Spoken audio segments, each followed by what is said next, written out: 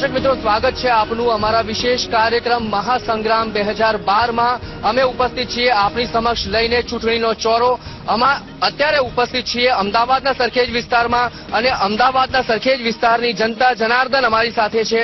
તેમને પૂછીએ જનતાના કેટલાક શાણી જનતા છે તેના કેટલાક સભ્યોને પૂછીશું કેટલા મુદ્દા મહત્વના છે આ વખતેની ચૂંટણીમાં. સૌથી પહેલા અમને જણાવો, તમે કયો મુદ્દો મહત્વનો છે? હા, સૈયદ સાહેબે હમણાં એમ કીધું કે મુસ્લિમોની ભાગીદારી 2007ની અંદર કેટલા મુસલમાનને લોકોને ટિકિટ આપી ભાજપે.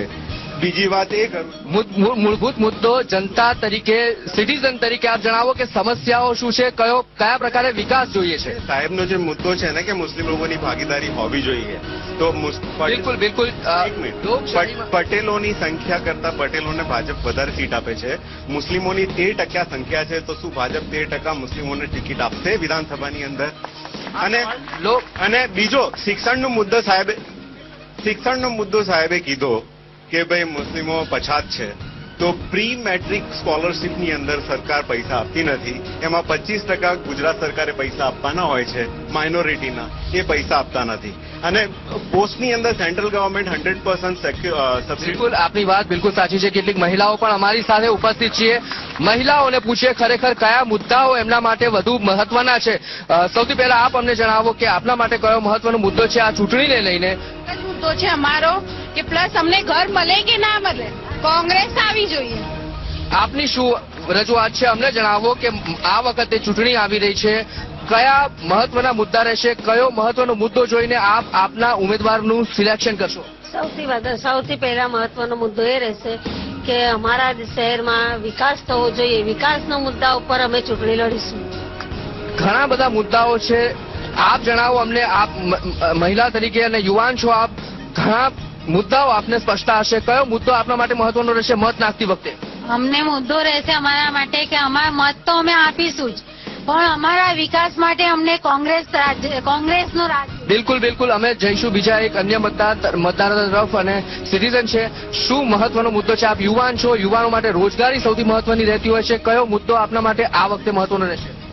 સૌથી પહેલા તો હું ટીચરોને ટ્રેનિંગ આપું છું, એટલે અમારે તો પાર્ટી કે એવું આપણે બિલીવ નહીં, પણ એક ભારતના જાગૃત મતદાન તરીકે હું દરેક બંને સરકારને કહેવા માંગુ છું કે સરકારી કર્મચારીનો જે ફિક્સ પગાર છે એ ફિક્સ પગારમાંથી નાબૂદી અને સારામાં સારું શિક્ષણ મળે, એ જે અમને પ્રોમિસ આપશે એને અમે 100% વોટ આપીશું. બિલકુલ, ઘણા બધા મુદ્દાઓ છે, શિક્ષણને લગતા, મોંઘવારીને લગતા ઘણા બધા મુદ્દાઓ છે.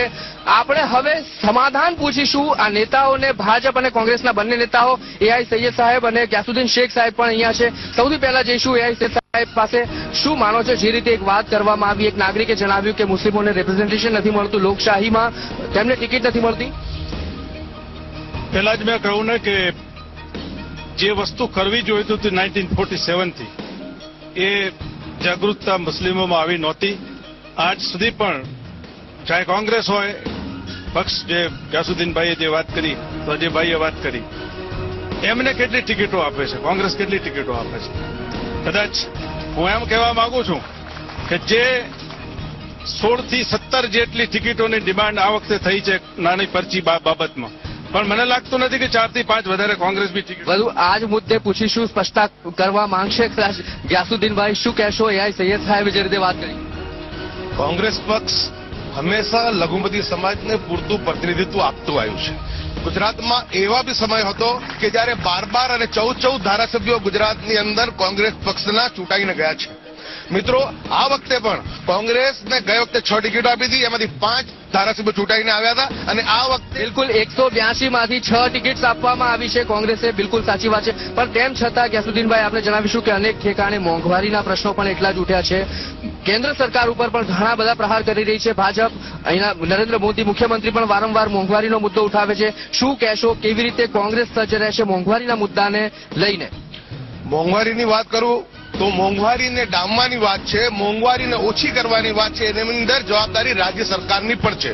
રાજ્ય સરકાર આજે ભારત દેશની અંદર સૌથી વધારે વેટ કોઈ લેતું હોય તો 22.5% વેટ ગુજરાતની અંદર છે અને 2.5% એની પર શેષ છે. જો 25% તમે જો એની અંદર તમે જો વેટ લેવાના હો, અને જ્યારે જયારે કેરોસીન અને પેટ્રોલ અને ડીઝલની વાત કરીએ, જયારે ભારત સરકાર, ભારતની અંદર બીજા રાજ્યોની જે સરકારો છે એમને પોતે એમને ત્યાં વેટમાં ઘટાડો કર્યો છે. અને જે વાત કરી મોંઘવારીની, તો મોંઘવારી આજે જે ધનદાન, ભારતીય જનતા પાર્ટી જયારે ચૂંટણીના નામે ધનધાન નહીં પણ એક ખંડણી ઉઘરાવવા નીકળી છે. તેલિયા રાજાઓ જે સૌરાષ્ટ્રની અંદર ખુલ્લે આમ કહી રહ્યા છે તેલિયા રાજાઓ કે ગુજરાતની અંદર તેલિયા રાજાઓ સંગ્રહ કરશે. આજે એ લોકોએ સોમા જે એમની સંસ્થા છે, એમની સંસ્થાએ કીધું છે કે સરકારે જે કરવું કરે, તમામ મીડિયામાં આવ્યું હતું કે સરકારે જે કરવું કરે તેલિયા રાજાઓ સંગ્રહ કરશે.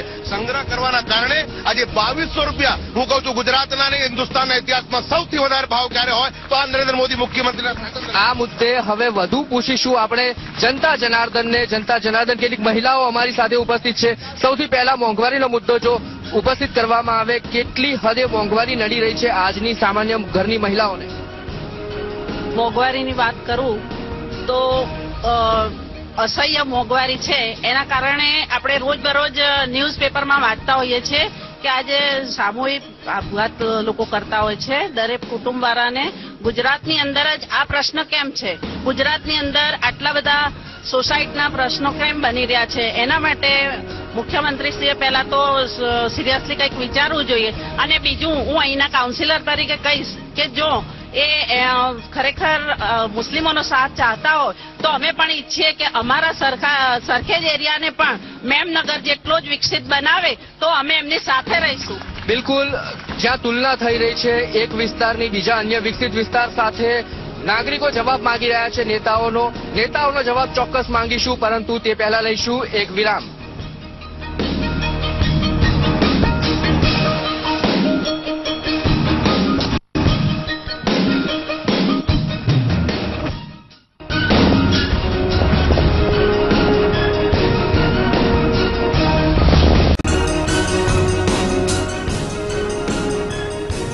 જે શહેરના સર્વપ્રથમ મેયર હતા સરદાર વલ્લભભાઈ પટેલ, એ જ શહેરની જનતા આજે આપણી સાથે ઉપસ્થિત છે. અમદાવાદ શહેરની વાત કરીએ છીએ. અમદાવાદ શહેરમાં ચૂંટણીનો ચોરો લઈને ઉપસ્થિત છે. કેટલાક નાગરિકોને પ્રશ્ન છે, એના વિશે પૂછીશું. શું પ્રશ્ન છે આપનો? સાહેબ નમસ્કાર. આપણા વિસ્તારમાં, હિન્દુસ્તાનમાં, ગુજરાતમાં વિકાસ ભાજપે કર્યું છે. એ વિકાસનું કામ કર્યું છે કે એન્કાઉન્ટર થયા, સારા ઓફિસરો જેલમાં ગયા, અમારી સમાજના બાળકો ગાયબ થઈ ગયા. બિલકુલ, પણ તેમ છતાં ઘણા બધા પ્રશ્નો નાગરિકોના, એક સામાન્ય નાગરિક તરીકે આપનો શું મહત્વનો પ્રશ્ન છે? ખેડૂતના વિકાસની વાત કરીએ તો ફતેવાડી નહેર છે. ફતેવાડી નહેરની અંદર અમારી પાસે રોકડા પૈસા લેવા, પિયત કરવા રોકડા લેવા, એના દરવાજા નથી, એનું શિલ્ડિંગ નથી, એનું સાફ કરવામાં નથી આવતું. ઝાડ અંદર પડી જાય, પાણી ઓવરફ્લો થાય, આવો વિકાસ છે. અને અમારી પાસે ઇરિગેશન પહેલા 56 રૂપિયા 1 એકરે લેવાતું હતું, અને આજે 395 રૂપિયા લિફ્ટ કરીને લેવાનું છે. તો આ સરકાર ખેડૂતોને શું મદદ કરો? બિલકુલ, ઘણા બધા પ્રશ્નો છે, ઘણી બધી સમસ્યાઓ છે. ગ્રામીણ વિસ્તારમાં પણ ઘણી બધી સમસ્યા છે ખેતીને લગતી.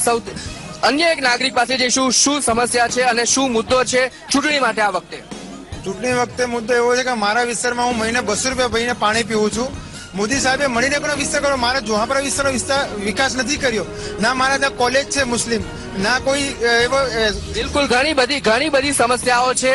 વાત કરીશું, પ્રશ્નોના સમાધાન મેળવીશું નેતાઓ પાસેથી. સર્વપ્રથમ જઈશું એઆઈ સૈયદ પાસે. સૈયદ સાહેબ, જણાવો કે જે રીતેના પ્રશ્નો હતા, જે રીતેના લોકોએ પ્રશ્નો ઉઠાવ્યા ખેતી બાબતે, પાણી બાબતે, મૂળભૂત સુવિધાઓ બાબતે, શું કહેશો? ક્યાં નિષ્ફળ નીવડી છે? આ બધાનું આમ જોવા જઈએ તો મૂળ જે છે ભ્રષ્ટાચાર છે. આકાશમાં ભ્રષ્ટાચાર, પાતાળમાં ભ્રષ્ટાચાર અને પૃથ્વી ઉપર તો કેટલોય ભ્રષ્ટાચાર છે. આ બધાની અંદર મૂળમાં ભ્રષ્ટાચાર છે. આ જો ભ્રષ્ટાચાર બંધ થાય, કરોડો રૂપિયાનો, એટલે એની અંદર એના આંકડા બી ઘણા એવા નથી, એટલો ભ્રષ્ટાચાર યુપીએ સરકારે કર્યો છે. હવે એના આંકડા આપણે કોઈ ગણી શકીએ એમ છીએ નહીં. બિલકુલ, યુપીએ સરકારના ભ્રષ્ટાચાર ઉપર વાત કરી રહ્યા છે આ સૈયદ. સીધો સમાધાન મેળવીશું. શું પ્રશ્ન જે છે ભ્રષ્ટાચારનો ખરેખર કેટલો પ્રસ્તુત છે? કારણ કે લોકો પણ ભ્રષ્ટાચારથી ઘણા ત્રસ્ત છે. ઘણી જગ્યાએ એના દેખાવો થાય છે. શું કહેશો ગયાસુદ્દીનભાઈ? ભ્રષ્ટાચારની વાત કરું તો 1 કરોડ 1000 કરોડ અને 76 લાખ રૂપિયાનું ભ્રષ્ટાચાર આ ગુજરાતના નરેન્દ્ર મોદીએ કર્યું છે. લોકાયુક્તની નિમણૂક કરવા માટે જે નિમણૂક કરવામાં આવી હતી, એ લોકાયુક્તની નિમણૂકને હજુ સુધી અહીંયા લાગુ કરવામાં આવતી નથી. જો જુદે ધોયેલા હોય અને જેમના રાષ્ટ્રીય અધ્યક્ષ બંગારુ લક્ષ્મણને સજા થઈ હોય ભ્રષ્ટાચાર હાથો હાથ, પૈસા ખુદા તો નહીં લેકિન ખુદા સે કમ ભી નહીં, યો કહેતા લોકોએ ટીવી પર જોયા છે એમના અધ્યક્ષને.